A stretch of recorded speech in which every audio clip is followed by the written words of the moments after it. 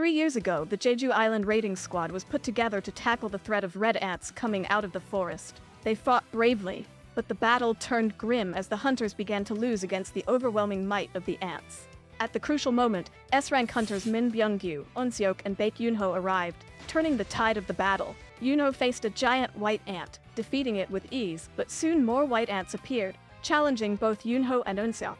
From a distance, in a city, Choi Jong-in observed the forest battle. He launched a fire attack on a group of advancing ants, signaling his team, the Hunters Guild, to move in. After 3 years back to the present, at a construction site, Sung Jinwoo, known as the weakest hunter, joined other hunters for the raid. Despite being considered the weakest, Jinwoo sat and chatted with his friend, Lee Joo-hee, discussing the dangers of continuing as a hunter with his limited abilities.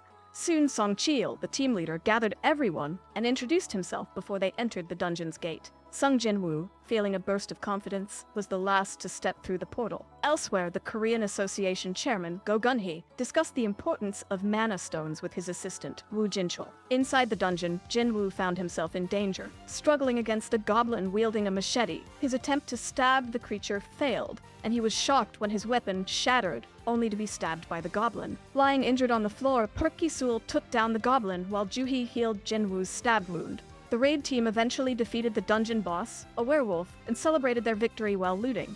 Jinwoo, still recovering from his injuries, watched from a distance. Joo-hee, worried about him, called out to make sure he was okay. Then, Jongho stumbled upon a cave entrance that led to a rare double dungeon, sharing this exciting discovery with the team. The team is faced with a decision, to explore the mysterious cave or not. When it comes down to the final vote, Jinwoo chooses to venture into the cave, despite Joo-hee's concerns, and vote against it. Meanwhile, in the Hunters Guild building, Yoo Jin-ho stands before a machine, preparing for something significant. Elsewhere in the city, a dramatic scene unfolds as two thieves on a motorcycle snatch a woman's bag, only to run into Cha Hae-in, an S-rank hunter.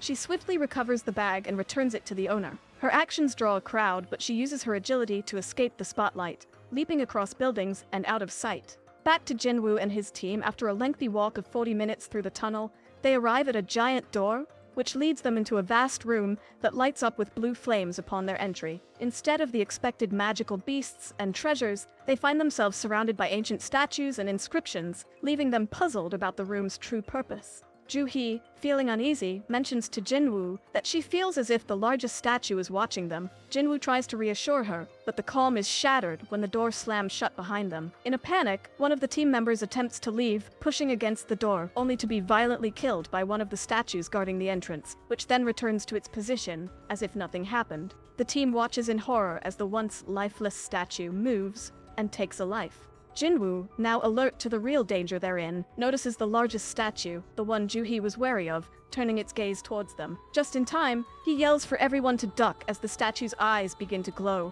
unleashing a devastating beam of light that incinerates several team members. As the survivors open their eyes to the aftermath, the reality of their dire situation sinks in. Jinwoo realizes they've stumbled into a deadly trap, far from the treasure-filled dungeon they had hoped for.